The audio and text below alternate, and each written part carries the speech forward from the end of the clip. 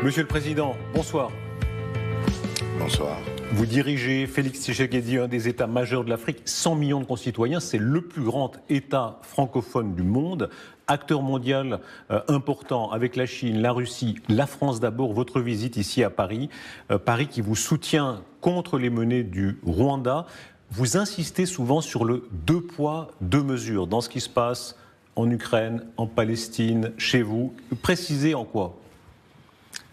Dans la mesure où il y a agression, et en plus de ça, ça fait 30 ans que cette situation perdure, et nous sommes à 10 millions de morts, et aujourd'hui, toutes les preuves sont administrées que le Rwanda est présent sur notre sol par son armée, que le Rwanda soutient une milice qui commet des crimes, des massacres en République démocratique du Congo, et il n'y a même pas un seul début de sanctions, alors que pour la même chose en Russie et pour beaucoup moins de morts, en Ukraine plutôt, on a eu beaucoup plus de sanctions. Et est-ce que ça résonne et des sanctions à n'en pas finir. Dans le sud global, comme on dit, est-ce que ça marque les esprits?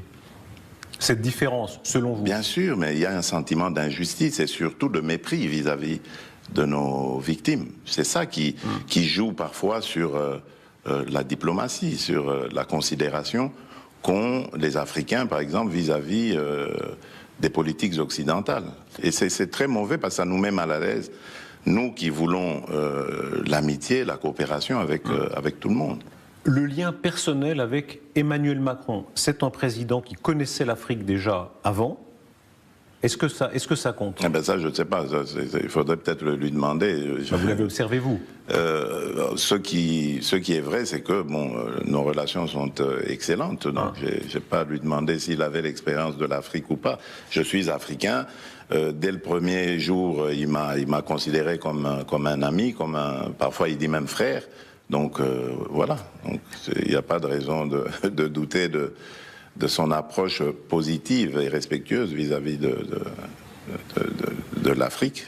Il y a eu quand même un moment atypique, c'est la visite allée, si j'ose dire, quand lui était à Kinshasa, qu'il est allé dans le quartier de Bandal avec aux cris de « ici c'est Paris ». Voilà. Est-ce que ça, la bière, la fameuse bière, de quelques minutes, mais ça a marqué, est-ce que c'est encore présent dans les esprits au Congo? Oui, en tout cas des ressortissants de la commune de Bandalungwa, de Bandal, donc pour dire les choses comme ça. Donc oui, c'est sûrement encore présent, mais bon, la vie continue. Il y a ces aspects-là, et en même temps, on a le sentiment qu'en général, pas au Congo spécialement, mais en Afrique, dans une grande partie de l'Afrique, la France est de moins en moins populaire. Pourquoi ? C'est comme je vous l'ai dit, donc à mon avis, c'est sûrement dû au fait qu'il n'y a pas suffisamment de communication et d'échange entre Africains et Français. Il y a toujours ce regard condescendant vis-à-vis de l'Afrique et des Africains, et ce comportement un peu paternaliste qui consiste à croire que eux savent de quoi nous avons besoin mieux que nous. À quoi vous le voyez, exemple? Et donc c'est ce sentiment que nous avons, mais voilà, par exemple, aujourd'hui, on parlait tout à l'heure de l'agression dont nous sommes victimes. Nous demandons à ce que la communauté internationale se comporte comme elle le fait dans le cas de la Russie, pardon, dans le cas du conflit au Moyen-Orient. Elle nous dit non, c'est pas la même chose, on va pas le faire là. Alors que nous avons les mêmes victimes de massacres qu'il y en a en Ukraine et ailleurs. Donc, on nous dit que c'est pas la même chose. Eux, donc, savent de quoi nous avons besoin, alors que nous réclamons des sanctions. Donc, et cette guerre, elle nous est imposée pour des raisons évidentes de pillage de nos minerais. Ces minerais, on sait où est-ce qu'ils terminent, donc dans les firmes des multinationales occidentales pour la plupart.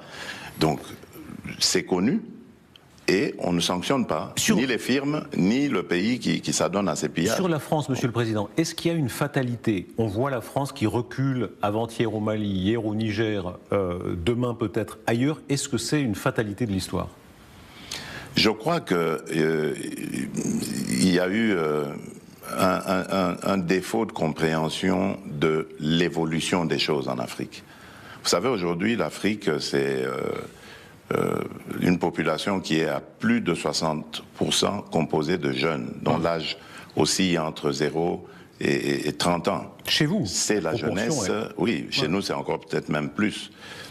Donc c'est une jeunesse, la jeunesse c'est connu, elle est entreprenante, elle est fougueuse, et donc c'est ce qui se passe que l'Occident n'a pas pris en compte.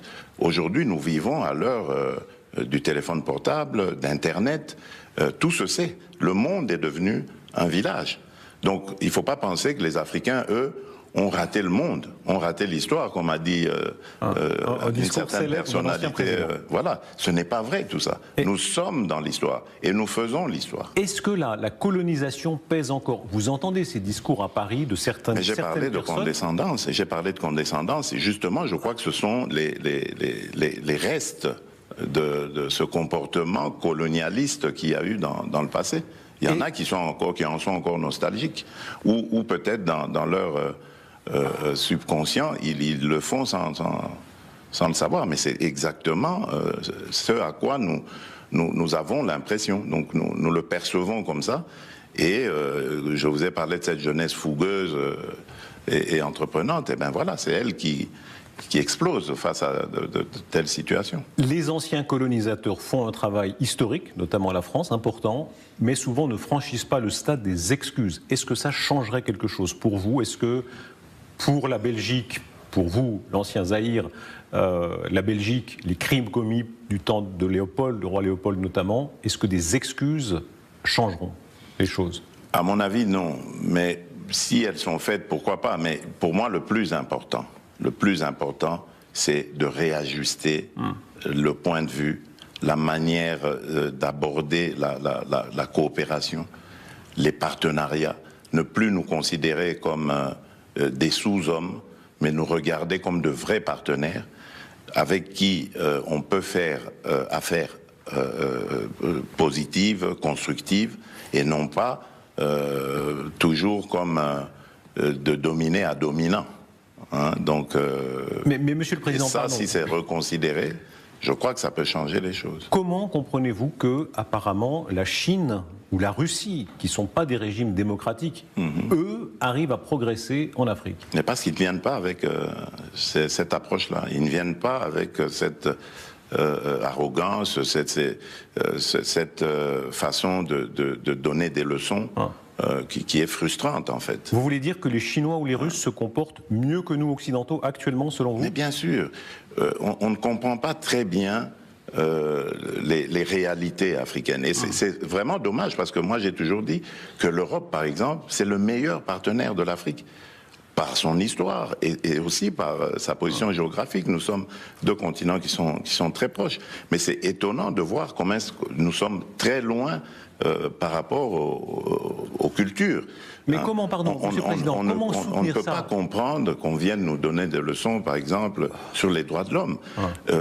Mon régime, mon pouvoir, mais il est respectueux des droits de l'homme. Je viens moi-même, je suis issu d'un mouvement politique qui s'est battu des décennies entières pour ou contre les violations des droits de l'homme.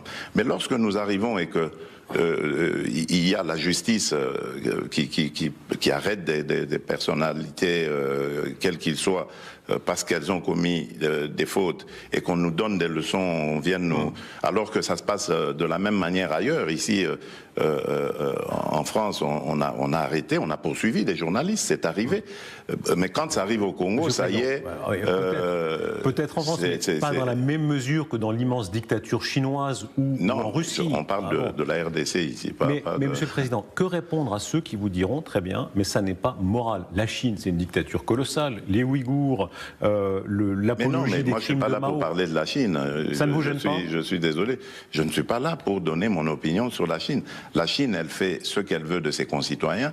Et encore, je ne pense pas que le président Xi Jinping, président de la Chine, est là pour faire le choix de laquelle des communautés de ses compatriotes et avec laquelle il veut travailler. Donc, vous le savez bien, oui. Il y a une pense... accusation très grave de génocide. Ah non, mais ça, moi, j'ai pas de preuves, donc je ne m'avance pas sur ce genre de choses. Si vous en avez, brandissez-les-moi, et je vais condamner tout de suite. On a parlé abondamment, mais la presse, on sait ce que c'est aujourd'hui. La presse, on sait la manipuler. Nous en avons des preuves. Ça, ce sont des faits. Mais voilà. Expliquez-nous comment. C'est un débat dans lequel moi, je ne suis pas chinois. Je ne connais pas les problèmes culturels et autres qu'il y a en Chine. Donc, avant de juger, je dois m'en imprégner. Est-ce qu'il est tant vrai... que j'ai pas de preuves et d'éléments, je ne peux pas m'avancer. C'est la moindre des choses. Les faits sont là, mais est-ce qu'il est vrai que pour beaucoup d'Africains, la Chine est un modèle de développement aujourd'hui? Bien sûr, mais pas que pour les Africains, même pour les autres continents. La Chine a étonné le monde. Elle s'est à l'abri de nos regards développée en interne pendant qu'elle donnait l'impression de s'être fermée du monde. Mais lorsqu'elle s'est ouverte au monde, tout le monde, pas que les Africains, tout le monde était impressionné par cette... Ce que vous dites est vertigineux, n'est-ce pas, pour nous occidentaux, tout à coup se rendre compte que pour une grande partie d'Africains, mais pas seulement, la Chine est davantage un modèle que la France, le Royaume-Uni, etc. Je crois de développement, parce que on peut aussi s'inspirer d'autres modèles ici en France. Il y a des choses qui réussissent culturellement, technologiquement. Enfin, il y a plein de choses qu'on peut prendre en exemple. Mais la Chine a étonné le monde par la manière dont aujourd'hui elle est devenue une puissance. Aujourd'hui, c'est votre partenaire économique numéro 1, par exemple. Oui. Énorme enjeu, puisqu'on va reparler notamment des minerais. Bien sûr. La Russie, vous avez condamné l'invasion de l'Ukraine par la Russie, mais vous revendiquez la liberté de traiter toujours avec la Russie, n'est-ce pas ? Bien sûr. Aujourd'hui, en France, on a condamné Israël pour certains de ses actes à Gaza. Mais est-ce que ça a empêché la France de garder ses relations avec Israël ? Pourquoi est-ce que quand ça arrive aux Africains, on veut les juger? On n'a pas à nous juger. Nous avons le droit d'avoir les amis que nous voulons. Et nous sommes amis à tous ceux qui veulent être nos amis. Bientôt, il y aura à nouveau un forum où les Africains seront conviés avec les Russes. Est-ce que vous irez? Oui, je vais m'y rendre, oui. Ce sera peut-être en juin, je crois. Voilà. Pourquoi maintenir ce lien? Pourquoi est-ce que vous le maintenez, même si tant d'Occidentaux voudraient? Mais parce que le maintiennent aussi. Les Russes veulent de l'amitié avec l'Afrique et avec la RDC. Pourquoi est-ce qu'on va la leur refuser? Il n'y a pas de raison. La progression de Wagner en Afrique ne vous fait pas peur? En tout cas, en République démocratique du Congo, Wagner n'est pas là. Pourquoi est-ce que j'aurais peur pour les autres pays? En tout cas, je n'ai pas vu de massacre ni de pillage de la part de chez vous, de Wagner chez moi, donc je n'ai pas à avoir peur. Le Rwanda est plus un épouvantail pour la RDC que Wagner. Qui ramassera le plus la mise en Afrique entre la Chine, la Russie, les islamistes? Ça, c'est une bonne question. Les islamistes, d'abord, ils ne sont pas désirés. La Chine et la Russie, eux, ce sont des partenaires et qui viennent par la grande porte. Donc je pense que c'est eux qui rafleront plus la mise. Voilà. Le fait que ce soit au détriment des démocraties ne vous gêne pas? Que ce soit des régimes autoritaires? C'est quoi la démocratie? Alors, il y a une différence. Quand on vit dans une démocratie ou dans une dictature, je vous assure qu'il y a une grande différence. C'est vrai que, permettez-moi d'inverser un peu les rôles, c'est quoi la démocratie? Je me suis rendu en Chine au mois de mai dernier, de l'année passée, et donc j'ai vu des Chinois à qui j'ai parlé en aparté, qui m'ont dit qu'ils étaient heureux de vivre dans leur pays et dans le système dans lequel ils sont. Qui suis-je pour aller juger ce système et dire qu'il n'est pas démocratique? C'est malheureux, ils sont déportés, arrêtés, torturés. Voyez-vous ça? Non, je ne sais pas, sincèrement. Oui, Tiananmen, mais c'est une manifestation comme toute autre. Il y en a eu ici. N'y a-t-il pas eu de manifestations à Paris qui ont causé des morts? N'y en a-t-il pas eu? Vous croyez vraiment qu'on a enterré les gens comme à Tiananmen au bord des routes et de cette faççon-là, qu'on écrase mais moi, vous avez des preuves de tout ça. C'est grave ce que vous dites. Est-ce que ça montre? Moi, je n'ai aucun élément pour dire ce que vous dites. Pourtant, j'ai longtemps vécu en Belgique. J'étais en Belgique à ce moment-là. Je n'ai pas vu ça. Donc moi, je n'ai pas parlé de ces choses-là. Je vous ai dit, moi, je me méfie aujourd'hui des médias parce qu'on peut faire dire tout ce qu'on veut aux médias tant qu'on a les moyens. Ouais. Donc, moi, je regarde les choses avec mes yeux, pas avec les yeux des autres. Évidemment, on pensera que c'est un irrespect des victimes, parce que ce sont quand même des crimes très graves qui ont été commis. De preuve qu'il y a des... Vous êtes libre de penser, c'est votre liberté à vous, mais évidemment, vu d'Occident, on se dit que le Sud global est en train de faire reculer la démocratie. Mais non, quand on entend pas du tout. Mais je vais vous dire aussi une chose, puisqu'on est en train de parler de valeurs. Aujourd'hui, les crimes en République démocratique du Congo sont documentés, avérés. Et le responsable ou un des responsables est connu, c'est le Rwanda. Aucune sanction. Zéro. Mais vous venez me parler d'une situation qui a eu lieu en Chine, à l'époque où d'ailleurs la Chine était fermée au monde. Et toujours maintenant. Oui. Où, non, vous avez parlé de Tiananmen. Oui. À l'époque où la Chine était fermée au monde, où aucun journaliste occidental, ou s'il y en avait la liberté de filmer tout ce que vous dites, vous affirmez ce que vous voulez affirmer, et vous voulez qu'on ait une réaction beaucoup plus virulente vis-à-vis de ça, alors qu'il y a de l'autre côté des faits avérés où il y a zéro réaction. Monsieur le Président, soyons sérieux. La réalité, on ne peut pas réviser la réalité des crimes qui sont réels. Mais puisqu'on parle effectivement de ce qui se passe au Congo, parlons de ça précisément. Les minerais qui sont sur votre sol, qui sont très visiblement utilisés via le Rwanda et commercialement par Apple. C'est une plainte. C'est une plainte que vous, l'État congolais, vous avez déposée, n'est-ce pas? Que fait Apple exactement? Expliquez-nous, selon vous, ce qu'il est en train de faire. Mais il fabrique des téléphones. Qu'est-ce que vous voulez? Vous avez sûrement un téléphone Apple. Ça veut dire que dans l'iPhone que nous possédons... il y a du sang des victimes congolaises. Et ça, vous en êtes sûr? Certains. C'est documenté, mais enfin, pour Apple, moi je vous est-ce que les gens d'Apple sont conscients de cela? Les gens d'Apple sont conscients de cela? Les gens d'Apple, mais maintenant, ce sont les enquêtes qui le démontreront. Mais les gens d'Apple disent, eux, ils achètent des produits propres. Or, nous savons qu'au Rwanda, il n'y a même pas 1 gramme des minerais 3T, les plus prisés, là, qui sont destinés justement à la fabrication de ces technologies-là. Bon, donc, ça veut dire que ces minerais proviennent de quelque part. Et aujourd'hui, il est avéré que c'est de la RDC qu'ils proviennent.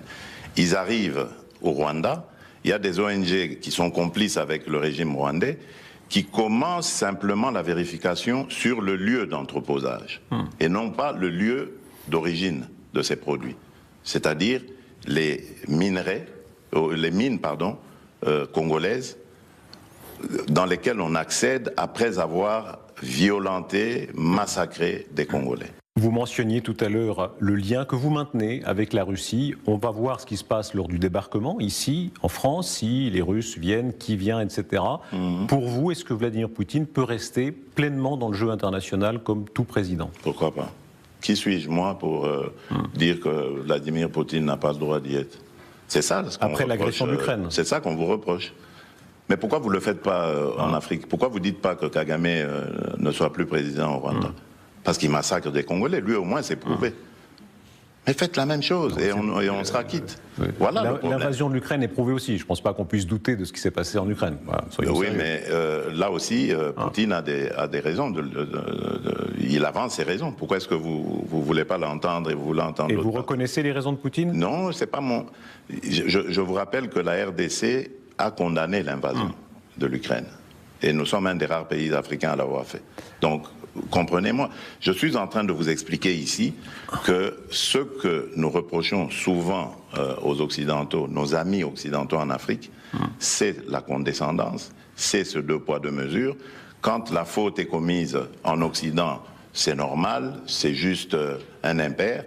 Mais quand elle est commise en Afrique, c'est culturel, c'est comme ça qu'ils sont les Africains, il faut leur taper dessus. C'est ça la différence.